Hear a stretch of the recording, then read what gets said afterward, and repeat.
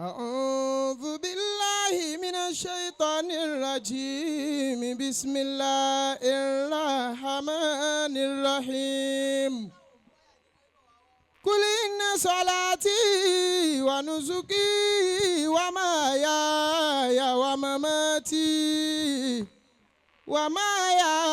ومماتي لله رب العالمين. أعوذ بالله من الشيطان الرجيم بسم الله الرحمن الرحيم. ẹ dákun torí Ọlọ́run ní àyè tí oníkálukú wà ẹ jẹ́ ní sallallahu alayhi wa sallam. sallallahu alayhi wa sallam. ẹ jẹ́ àwí kan sílẹ̀ kan náà. sallallahu alayhi wa sallam. wájú bàbá wa gbà ní ọjà tuntun Ameerul Shabaab li imarati Ìlọrin مولانا الشيخ عبد الفتاح أدام الله حياته. أدام الله حياته. mo fi kalẹ̀ wọn kí bàbá wa gbà tó ṣe pé ìdúró wọn àbí ìjókòó wọn pẹ̀lú wa ìjókòó bàbá mudiru Markaz ni bàbá wa PRO fún Markaz مولانا الشيخ Masa lọ́njàre wọn pẹ́. mo fi wọn kí ọmọ ìyá mi مولانا المدير الحدادي أدام الله حياته. ọlọ́mọdé ó bàjẹ́ fún yín láéláé. àmín. mo fi wọn kí bàbá wa nínú àwọn olóyè àgbà níjòkó bàbá wa Magaji ojú ẹkùn ẹni ṣéwù lẹ́ẹ̀kan náà. ṣéwù. ẹja wí kan sí lẹ́ẹ̀kan sí. ṣéwù. lẹ́ẹ̀kan sí. ṣéwù. mo wá fi àwọn tá a wí nì mo fi kí àwọn àgbàlagbà níjòkó torí àsìkò tí wọ́n fún mi. bàbá wa gbà Eya Latif mo fi wọn kí ìjòkó àwọn àgbàlagbà ń kalẹ̀ ọlọ́njẹ́ àárín yín pé. Assalamu alaikum wa rahmatullahi wa barakatuhu. Wa alaikum assalam wa rahmatullahi wa barakatuhu. Ẹ dákun ní ìjókòó yìí lónìí láàrin 10 minutes mo fẹ́ lò yìí. Bàbá wa Ameerul Shabaab. Adamallahu hayat. Ẹ̀yin náà ni elétò. Àmọ́ ọ̀rọ̀ tí mo fẹ́ sọ yìí ìfẹ́ kẹ́sì nǹkan kan mọ́ torí àná Muhammad. Nítorí àwọn tá a jẹ́ Shabaab.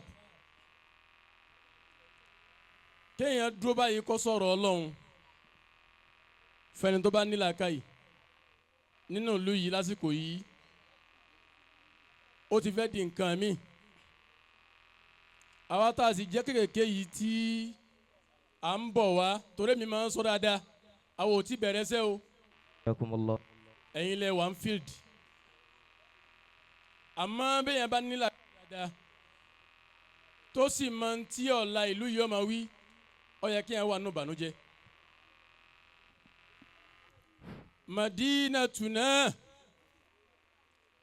Madinatuna mamlu'atun bil ajaibi. Madinatuna mamlu'atun bil ajaibi. Wa asibakum mudnil yawma hatta al qiyamati. وَأَسْبَاكُمْ مُدْنِي الْيَوْمَ حَتَّى الْقِيَامَةِ.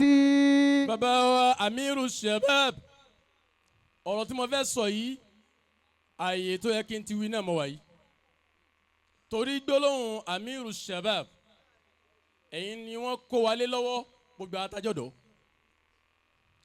wọ́n sì kó wa lé yín lọ́wọ́ ní kó lé lọ́wọ́ pé kẹ́ ẹ bá wa ṣe bí ètò ọ̀la ó ti rí. Ìlọrin tòní yìí ó ti da ọ̀pọ̀lọpọ̀ nǹkan rú báyìí débi wípé àwa tá a jí ọmọ ní Shabaab nílọrin lónìí àfẹ́ mọ̀ bí ta fẹ́ rìn sí mọ́. Madinatuna. Madinatuna mamlu'atun bil ajaibi. Tí ma ti parí ọ̀rọ̀ tí mo fẹ́ sọ yìí tí mo ju máìkì lẹ̀ mẹ́sẹ̀gì mo pass yẹn. Lásìkò níyì social media tó súnra wa mọ́ra wa yìí ó ti wá bànkà jẹ́ pọ̀. Madinatuna mamlu'atun bil fadaili. ààyè kan náà làwọn àgbàlagbà tàná ni wọ́n ń tọ̀ sí tí sì ń hó àmọ́ lónìí Markazi ti di ọ̀tá àdàbí àdàbí di ọ̀tá Markazi àgbàjì dọ̀tá Markazi bẹ́ẹ̀ lòun náà dọ̀tá ara wọn. Madinatuna mamlu'atun bil fadaili wa sibaku mudin. bí tó lédè Maulana Markazi tún ti dọ̀nù ó tún dọ̀tá Markazi gan lásìkò yìí ẹ̀rù lọrin wa ń bà mí ẹ̀rù ọ̀la wa ń bà mí ṣé bá ti máa lọ náà ni mo wá rí i pé o tó fa pọ́blẹ́mù yìí tá a fèsì lásìkò yìí tí yóò jẹ́ àwa kan bẹ tó jásí pé ní gbogbo àwọn àlùfáà wa mílà lánà fáríkù bẹ́ẹ̀ ni ahàdé mi rúṣùlù yìí la wa àmọ́ ò tó bẹ́ẹ̀ kò fi hàn. Madinatuna mamlu'atun bil ajaibi. Bàbá wa Ameerul Shabaab mo wá rí i pé n ti ń fà á nǹkan mẹ́rin náà ni tí nǹkan mi ò bá kun ló kun àmọ́ mẹ́rin náà ni problem ta ni. Àkọ́kọ́ sọ̀rọ̀ ta ni pé ní ọ̀pọ̀lọpọ̀ àwọn tá à ń jọmọ kí lásìkò yìí àmọ́ ẹ̀tọ́ fáwọn tó lẹ́tọ̀ọ́. Madinatuna mamlu'atun bil ajaibi. Ọ̀pọ̀lọpọ̀ ọmọ kéwú wọn ò bí àwọn àfa àwọn sáyè tó ẹ̀kọ́ bí wọn sí. Madinatuna. Kọ́dà ọmọ kéwú bòmíì náà ń sọ àfa aláàfà kalẹ̀ ń sì ń fún àfa àti alápọ̀nlé.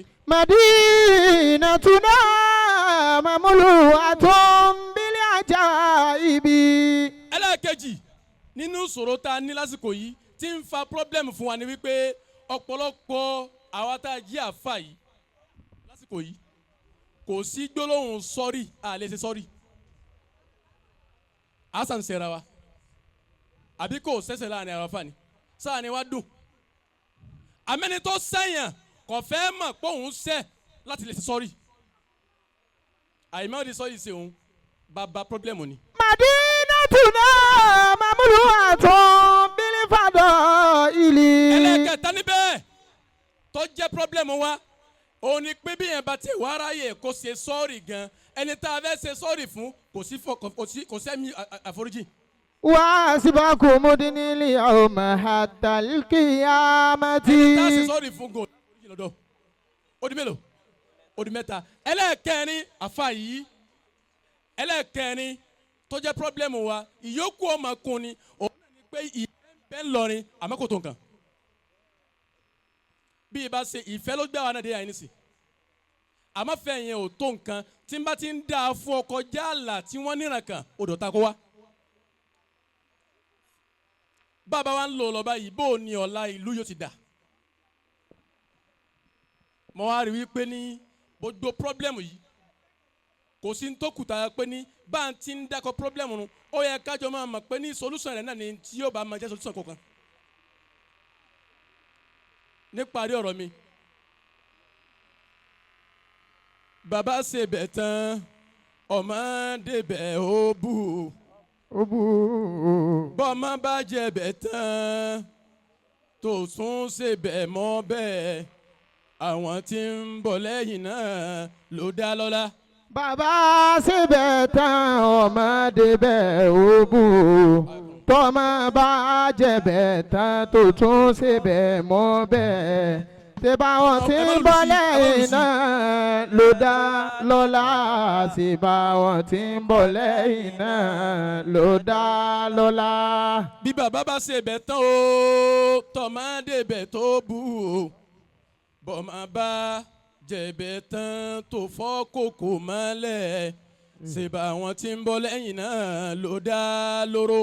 Bàbá ṣe bẹ̀ tán ọmọdé bẹ̀ ó bù tọ́mọ bá jẹ̀bẹ̀ tán tó fọ́ kòkò mọ́lẹ̀ ṣe báwọn tí ń bọ̀ lẹ́yìn náà ló dá lóró ṣe báwọn tí ń bọ̀ lẹ́yìn náà ló dá lóró. Ẹ̀yin tọrọ kan ẹ fọwọ́ wọnú. Ẹ fọwọ́ wọnú. Ẹ̀yin tọrọ kan ẹ fọwọ́ wọnú. Ẹ fọwọ́ wọnú. Àìsáforíjì ni òjòjú ọ̀rọ̀ kò ẹ̀wọ̀lá nábì ẹ̀ sì jẹ́ kó tán o. ẹ̀wọ̀lá nábì ẹ̀ sì jẹ́ kó tán. ẹ̀yin tọ́rọ̀ kan ẹ̀ fọwọ́ wọnú. ẹ̀yin tọ́rọ̀ kan ẹ̀ fọwọ́ wọnú. àìsàforíjì máa ní ojú ọ̀rọ̀ tó. ẹ̀wọ̀lá nábì kẹ́ sì jẹ́ kó tán. ẹ̀wọ̀lá nábì kẹ́ sì jẹ́ kó tán. mọ̀lánà bàbá mọ̀lánà sọ ìbáyà náà wọlé bọ̀ yìí. ẹ̀yin tọ́rọ̀ kan ẹ̀ fọwọ́ wọnú. ẹ fọwọ́ wọnú. ẹ̀yin tọ́rọ̀ kan ẹ̀ fọwọ́ wọnú. ẹ fọwọ́ wọnú. àìsàforíjì ní ojú ọ̀rọ̀ tó. ẹ̀wọ̀lá nábì ẹ̀ sì jẹ́ kó tán o. ẹ̀wọ̀lá nábì ẹ̀ sì jẹ́. ẹ̀yin tọ́rọ̀ kan ẹ̀ fọwọ́ wọnú. ẹ̀yin tọ́rọ̀ kan ẹ̀ fọwọ́ wọnú. àìsàforíjì máa ní ojú ọ̀rọ̀ tó. ẹ̀wọ̀lá nábì kẹ́ sì jẹ́ kó tán. ẹ̀wọ̀lá nábì kẹ́ sì jẹ́ kó tán. subhana rabbika. rabbil izzati amma yasifun wa salamun. adákẹ́jẹ́ ayọ̀bá nàbí wa Muhammad torí Ọlọ́run. alayhi wa sallam. bẹ́ẹ̀ ṣe yorùbá nàbí yìí ń kábílà ọ. sallallahu alayhi wa sallam. bàbá wa àgbà Sohibul Bayani wa Tibiyan wọ́n ní bàbá wa Dr. Gambari wọ́n ní mẹ́sẹ̀gì lẹ́yìn tí wọ́n fún wa yìí wọ́n ní bẹ́ẹ̀ ni kì í ṣe sí gbogbo èèyàn ló lè pass irú mẹ́sẹ̀gì bẹ́ẹ̀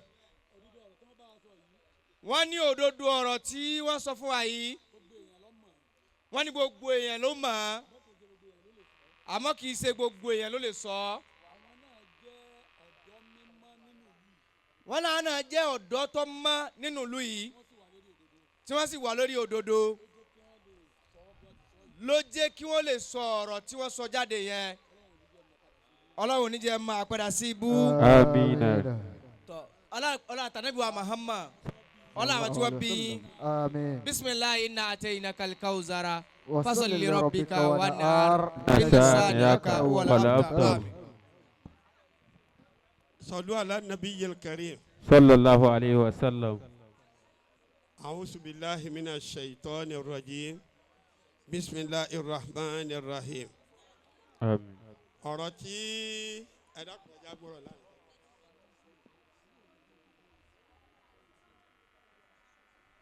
ọ̀rọ̀ tí dókítà sọ àfàwà Sohibul Bayan ọ̀rọ̀ tẹ́ sọ ó dùn mọ́ mi àmọ́ kò yé àwọn èèyàn míì àwa fẹ́ kó yé àwọn èèyàn nígbà tí dókítà ń sọ̀rọ̀ sí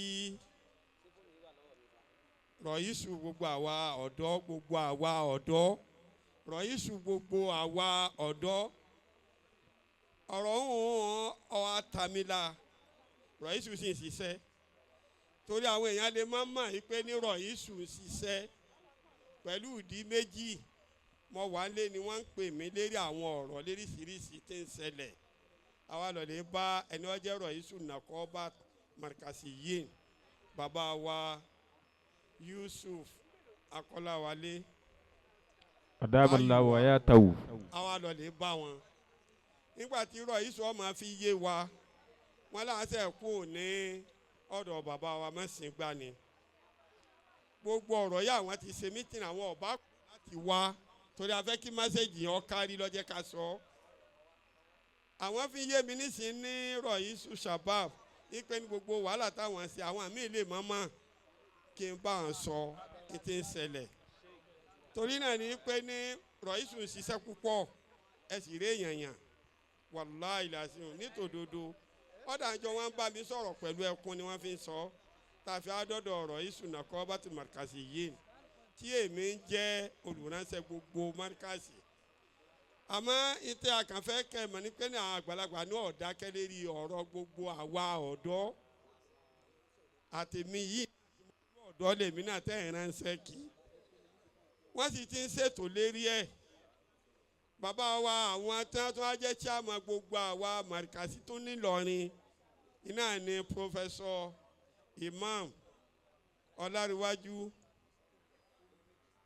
Bidmas Professor Badmas tí ń jẹ́ ìmáàmù lè mẹ́másà àti gbogbo àwọn ìgbìmọ̀ rẹ̀ gbogbo àlàáṣe mítìnì ní gbogbo ìgbàlérí bí Ìlọrin ó ṣe dáa lábẹ́ bàbá wa ṣéwù wa ọlọ́lá wa ọba ìlú Ìlọrin ẹjá ṣe ṣéwù ẹtújá ṣe ṣéwù ẹtújá ṣe ṣéwù wàláì bàbá wa Abdul Fatai wọ́n ṣe wàhálà púpọ̀ wàhálà náà ọlọ́sìn yóò ní yọrí bá a ṣe ń fẹ́ bàbá wa náà wàá dákẹ́ láàárọ̀ ìṣúná kọ́ba àti gbogbo àwa ìgbìmọ̀ tí à ń tẹ̀lé wọn kò sígbà tá a máa sọ ipe níbi ṣe rí ń dùn wá ọlọ́ọ̀gbẹ́ akabire subahana rabbika rabbil izzati.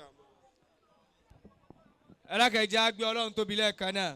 Allahu akbar. bàbá wa Dr. Gambari ìsọ ọlọ́run àti ààbò ọlọ́run.